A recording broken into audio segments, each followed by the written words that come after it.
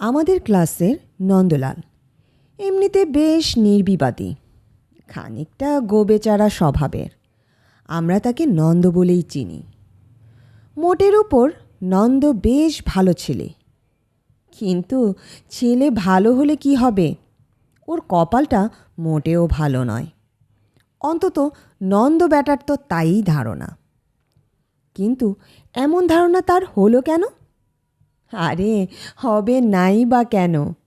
এই তো সেদিন অঙ্ক পরীক্ষায় কি কাণ্ডটাই না হলো তার সাথে।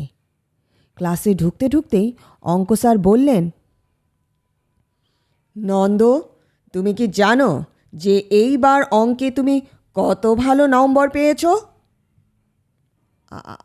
আমি মানে আমি কত স্যার?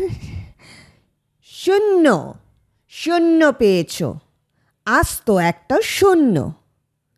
কেন স্যার? আমি তো একখানা পুরো খাতা ভর্তি করে অঙ্ক করেছি, তাতেও 0? ও হ্যাঁ হ্যাঁ হ্যাঁ হ্যাঁ, তবে আর কি, আমাকে উদ্ধার করেছো বাবা। হ্যাঁ, ত্রৈরাশিকের অঙ্কটা কি করেছো শুনি? মানে স্যার, ওইটা একটু হিসেবে ভুল হয়ে গিয়েছিল, তাই উত্তরটা মেলেনি আর কি।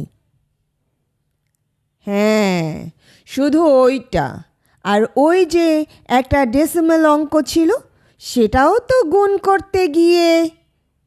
ও, ওটা তো আমি আসলে গুণ করতে গিয়ে ভাগ করে ফেলেছি স্যার, কিন্তু কষ্ট করে যে পুরোটা করলাম স্যার, তার জন্য কি কোনো নম্বরই পাবো না?